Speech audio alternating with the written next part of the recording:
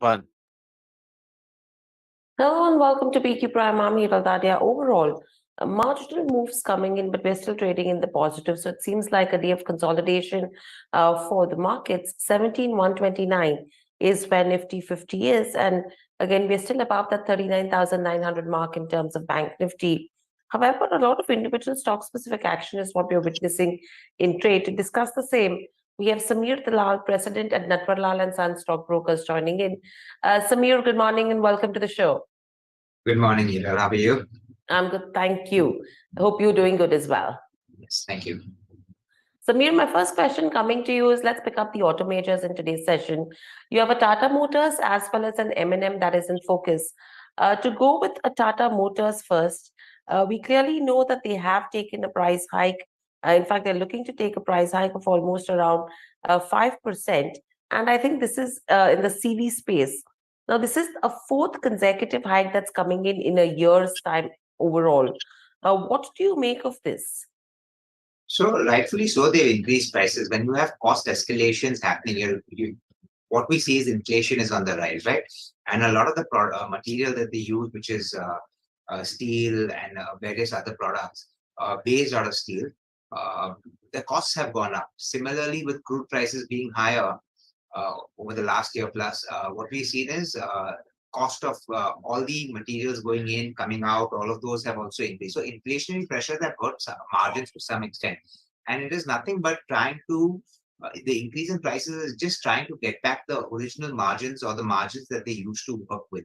So it's not something that is not expected. Yes, how it plays out will be something to see, because at the end of the day, it's also how competitors move some of their prices, right? Today, a person looking to invest in a truck or a bus or anything for the services or business that they are running, if a competitor is selling at a cheaper price, they can definitely look at that. But I get a feeling across the board, you will see the competitors also increasing prices. So it's not something that worries me. In fact, it's good, because what it will do is it will help them regain some of the margins that they probably were losing out on. And it's a step in the right direction. At the end of the day, profitability is everything. Revenue is not everything. How much you make at the end, if I've invested 100 rupees and if I only make 5 rupees on that, that's nothing great to speak of. So profits matter, right? And this price increase will hopefully lead to some increase in margins and profits. Right. So, Samir, overall, if you see in terms of the way the raw material price trajectory is, we are pretty much on the downward trend now already. There is some bit of consolidation in terms of raw material prices happening somewhere. Now, do you think this move is going to be margin accretive, or do you think this is something which will just help them maintain their margins? I think it's going to be, in the near term, help them maintain their margins. Margin accretive, I'm not totally sure about, because if commodity prices start coming off, which you mentioned, that we are beginning to see inflation coming off, they could very well pass on discounts to the end consumer, or to ensure that sales don't get affected, or your market share does not get affected, right? So if prices do come off, I'm sure they will pass on some of the benefits that are coming to them. Maybe not all, maybe they may pass on 70% of the benefit of the cut in prices and try to retain some. So it is, like I said, a step in the right direction. Whether they will be able to increase their margins needs to be seen from the fact how competitors react to this, right? It's not only up to them.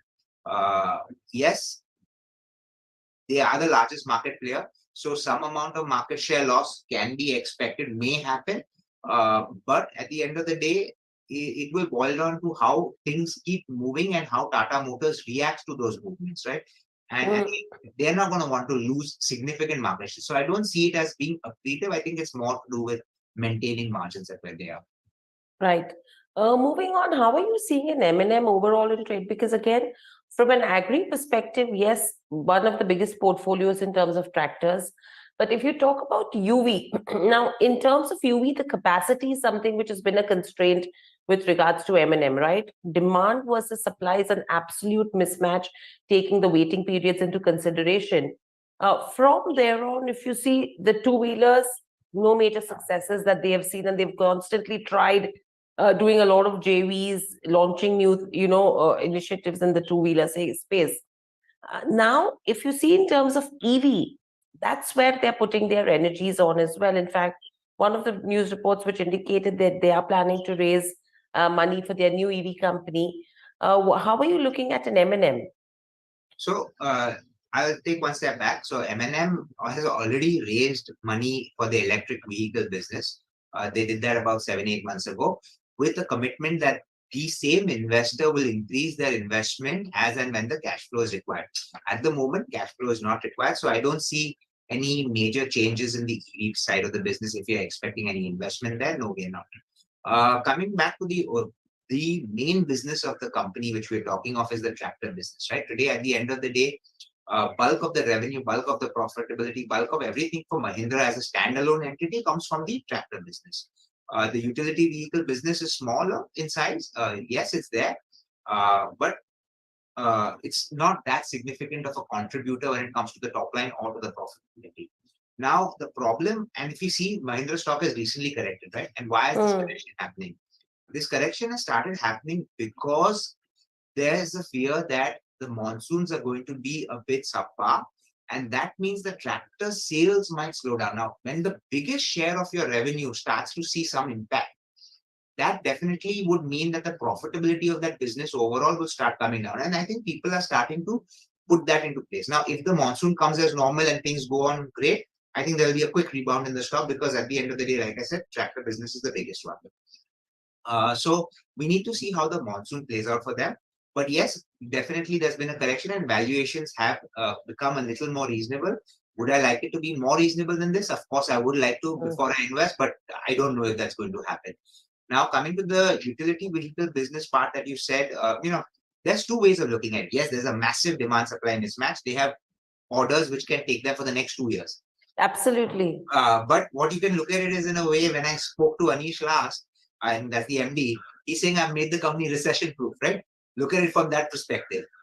For the next 2 years, I know I have enough orders to ensure that my plant runs at full capacity and I don't have to worry about sales. Now, of course, that is something he's focusing on. It's not saying that he's not focusing on that business. He, of course, wants to increase the production because the more you produce, the more you can sell quickly and the further you can realize profit and get operating leverage coming out of it. But it's going to be calibrated. Now, there was a lot of conjecture and talk around the fact that he may be able to buy the GM plant, which was up for sale, which obviously is not happening because it's going somewhere else now. The news is out that there's already agreement put in place for someone else buying it. So now it's all going to have to be organic in the sense that he's going to have to put in capacity himself. Correct. That is going to take a good year or so. So for a year or so, you will probably see sales not increasing drastically because of the capacity constraint. But as long as you have a good portfolio of products and orders continue to remain strong and you're priced well, which Mahindra is, the XUV 700 for the features and the car that they're offering is absolutely well priced. Orders will continue to flow even down the road. Yes, they will lose out some amount of sales, but that is something I think they are willing to let go of in the near term, given the fact that you must get a factory on which you are probably GM at a particular price, which they can make money. So what I told you initially when you were talking of Tata Motors, everything is not about top line. Everything is about profits. At the end of the day, revenues was vanity and profits is for sanity. So for the sanity point of view, I think they probably did not get the pricing that they wanted and they took a call that they will probably go through the organic route. Of course, if something comes up and which is attractive, he may do something. But like I said, it's a good long-term growth story because at the end of the day, the tractor business for India is still small and Mahindra being the largest player is going to be able to grow in that business. The utility vehicle business that he is going to continue to have good orders given the fact his product portfolio is good. And the EV business, which we discussed, he's got funds, he's putting up his plant. It's still very, very early days. There's a long way to go. But as the EV market also starts picking up and you see them launching more products in that space, I'm sure that business will do well. So any correction to me for Mahindra and Mahindra is a good buying opportunity given the fact that he also has his subsidiaries, which is Tech Mahindra, which is expected to continue to do well given the fact that they have the telecom space where they are focusing on. The new MD is someone who's focused on banking and financial services. So if Tech Mahindra's valuation goes up, that's accretive to Mahindra and Mahindra. Similar, Mahindra and Mahindra Financial Services also subsidiary. As that business grows and the valuation of that moves up, and as the stock price moves up again, that adds on to the Mahindra and Mahindra valuation.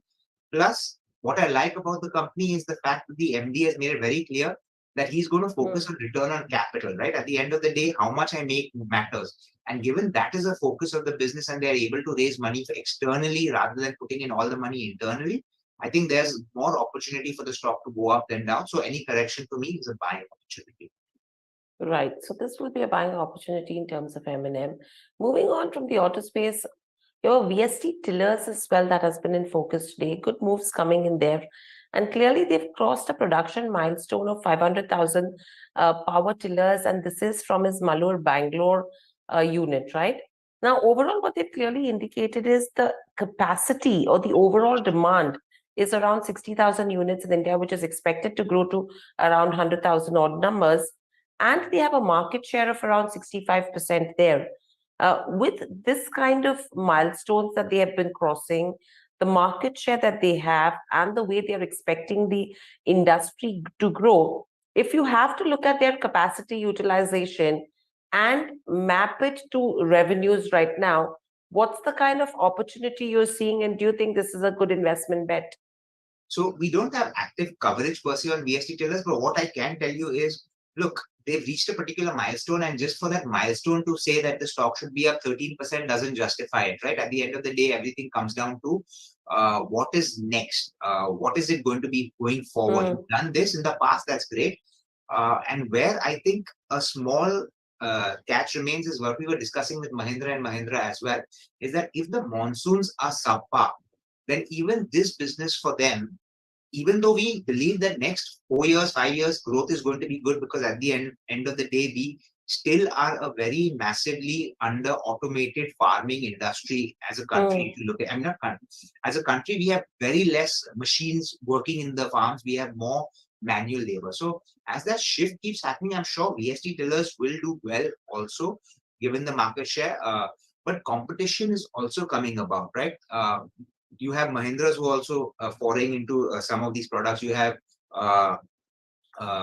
Greaves Cotton also, who's doing some of these tillers which are mechanized and things like that. So with competition increasing, it's not going to be that he's going to be able to capture every bit of the market share. Yes, he'll get his market share probably and grow. Valuations, I don't have a take on. Like I said, I don't actively cover it. But again, I would say wait. Let's see how the monsoon plans out for some of these farm sector stocks.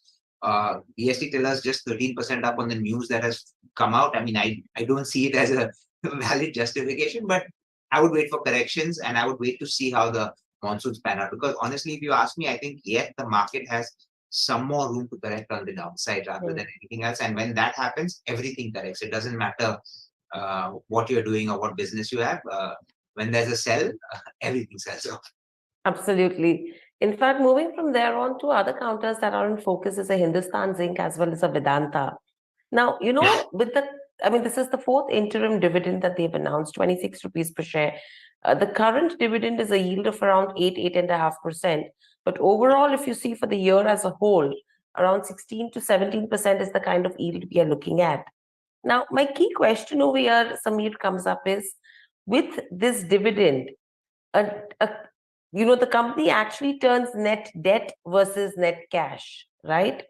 So with this clear point, do you think, what's going to be the strategy with regards to, shareholder value creation, number one? Two, from a Hinzink and Vedanta perspective as well, because the vaults will now completely run dry, right? And a lot of infusion is needed in the Vedanta as well. So that entire move to look at both these companies together and the outlook with regards to zinc, how would you look at both these counters, and do you think they are good buying opportunities? So for me, they're great companies. Okay, the Hindustan Zinc has been a cash spinner for many years. Right. The dividends that it has paid out have been phenomenal, and like you said, it's a very high dividend yield. But the reason they're paying out all of these dividends is because Vedanta's parent in UK is strapped for funds. In fact, if you go and have a look in the UK, the Vedanta bonds are generating close to 19 to 20% returns. That is debt. Wow. Your bonds are trading at a 20% yield at the moment, which tells you that they require the funds up at top. So it's nothing but taking the money which they wanted to probably merge the zinc businesses and take get that cash out of Hindustan Zinc. Now they're upstreaming it through this channel. Now, Hindustan Zinc will continue to produce great amount of cash flow. So, Hindustan Zinc going into some amount of debt, I don't think it's a problem because it's a cash spinning machine kind of thing. They pull the ore out of the ground, they refine it and they sell it, and they're making good amount of money. So they'll be able to recover it. What they've done for the time being is taken care of their cash requirements at the at the absolute parent level, not even at Vedanta level, because Vedanta also doesn't have that much of a problem. It is the parent level that is a problem. So from that perspective, I mean, I don't see uh, it as a negative for Hindustan Zinc, but yes, the problem I have with these companies is I'm not very confident with the promoters. The promoters have never ever been very investor friendly. They tried to delist Vedanta at 87 rupees, and since that announcement, I think they've given 114 rupees or 115 rupees dividend. So in effect, they've it's not like they want to give something back to the investing shareholders. And when that is the case, I prefer to stay away, even though the businesses are good. I prefer to stay away from such management. So I would not recommend an investment in them, even though they're good businesses. Right. So that's with regards to Hinzing as well as, in terms of Vedanta. Moving on, if you have a Reliance Industries right now in front of you, what do you expect to do? Because clearly, last two sessions have been good, but the kind of 50, I mean, lows we've seen on this counter. Now, do you think this could be a good beta play as well from here on, taking into consideration the various businesses that we're looking at? We have the Fed policy as well. In fact, CLSA came out with this entire theory of entering the beta counters ahead of the Fed policy. So 2278 is where we are. Good investment from a long-term perspective. I believe so. And I'll give you my reasons for that, right? I believe Reliance makes a good investment because they have four businesses now that they're really focused on. The petchem, the oil and petchem business. I believe that even though people have this worry that refining businesses will start slowing down once the electric market starts picking up, I think this is a very far-fetched story. And even if it happens, it'll be another 10 to 15 years, because when you talk to managements of auto companies, they talk about the fact that even by FY 30, only maybe 30% of all automobiles sold will be electric, meaning the new balance 70 new vehicles sold will be the petrol and diesel vehicles. So I don't believe the refining business is going up. When it comes to the petchem businesses, again, a lot of the businesses that they have, yes, the margins keep moving around, but at the end of the day, they are quite profitable. And again, the growth requirement for that business is quite strong. So I believe the oil and petchem businesses will continue to be a cash winner. Now, let's talk about telecom. In telecom, really, there are only two players there. Vedanta, Vodafone is there, but Vodafone is a lame duck that is surviving thanks to the mercies of government of India, and probably will continue to survive, but they will never be able to thrive. So when you talk about the two-player market and telecom industry growing at the pace that it is, and the requirement of data services constantly increasing, these businesses, with this business, so for Bharti Airtel also, I'm quite positive, but even Reliance Industries is going to only be able to go from strength to strength in this business.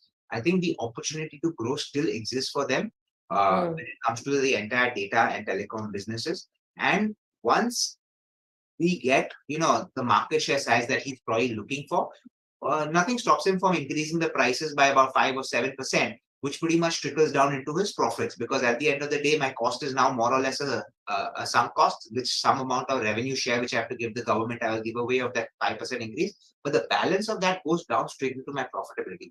So I believe the Reliance telecom business is going to be something that will continue to grow at a decent pace, and profitability growth will be even higher. Come to the retail businesses, I believe again today when people are valuing a company like DMart at 80 times PE, and then if I look at Reliance Retail's businesses, he's much bigger. Not only does he have the value retail format, but he also has the branded retail format, which is something that is going to continue to grow in India. India still has a very small share of that business. And as the markets keep growing in India, and as the country income levels keep going up, you will see consumption towards a lot of his brands increase quite significantly. So the telecom business, the retail business also, I believe, has scope for growth, and valuations are nowhere comparable to, when we look at what is trading in the unlisted market, it's nowhere close to what it is for some of the listed players. And lastly, now he's getting into the business of the battery manufacturing and hydrogen cells and all of those kind of products. Now that business still needs to be seen how it plays out. But given the fact that India wants to reduce its dependence on uh, the crude basket, I think that business also has hope to grow. There were two other real players who are going to make a big splash in this business. One is Tata, and the third was Adani. With Adani's problems, of course, he's going to have to delay some of his projects, so it's going to become a two-horse race again in India, which Reliance is someone who can capitalize on it and get the early mover advantage. So still difficult to value that, but overall, if I look at the four businesses and basket them, I still think Reliance has a good upside potential over the next maybe 3 to 5 years. It may be stagnant for the next year or so, because what we saw was a big rally that happened post COVID in the stock. I mean, it ran up from 1400 to 1800, 2800. So we are probably going to go through a phase of consolidation. Can the stock probably correct down to 2100? Very likely. Today, when FIs are selling its FI owned stock, uh, it can come down. But if I were to look at it from a 3 year perspective, I think there is returns to be made for Reliance Industries. Right. So that's with Reliance Industries. Very lastly, Samir, we're running short of time, but IT as a space, how are you seeing that? Because clearly we're talking of who's in terms of the exposure that they could be having to the BFSI space in the US as well as Europe. A lot of chatter going on which says, TCS, probably in Infosys, Wipro. These are few of the names which have good amount of exposure. We started off with, the mid-cap IT players having exposure to the smaller banks. And then now we're talking of the larger peers which are having exposure to the bigger banks as well. Do you think this is something which could dampen or slow down FY24 as well? FY24 will slow down for sure. So when you have a banking crisis and people are not going to be able to grow their balance sheets as significantly, they're going to have to look at cost cutting. And the easiest place to do a little cost cutting is IT, because it's a big ticket number when it comes into any of these banking and financial services vertical as a cost structure. So could they probably reduce? I would say the probability is 99 to 100%, right? They will probably reduce some amount of spends. Is the IT story over for long term? No, it's not. I believe that once things settle down in the US and once the growth and the profitability starts increasing, these banking and financial services companies are going to continue to have to invest in IT infrastructure. And India still remains one of the major low cost suppliers of these services, right? So I believe the Indian IT sector will continue to grow going forward. Is FY24 going to be slow? Yes. Because of paucity of time, I will not go deep into things like that. But how I look at it is that we've already seen a correction in the valuation in a lot of these IT companies. TCS, which was up at 4,000, of course, that was a little overvalued. Is down at about 3,100. Infosys is down from 1,800 to 1,400. So we've already seen this valuations coming off. Now, I think that factors in a lot of the downside possibility that is going to come for the IT space when it comes to slowdown and growth. But at the end of the day, these are cash spinning businesses again, huge cash flows, huge cash balance sheets. Buybacks will come, dividends will come. So if you're getting a good price and a good company at decent valuations, I think it makes an investment sense. So if you invest today, you may not get major returns for the next year, but I think from a 2 year perspective, there is going to be a return. So maybe you can stagger the investments over the next 6 months to a year. And but I would be looking at larger IT companies, and I would focus more on the larger IT companies, because even if the banking crisis in the US worsens, it'll be the smaller banks more affected than the larger banks. And that means the smaller banks who've given businesses to the mid-cap IT may struggle a bit more than the larger ones who've given the businesses to the large banks.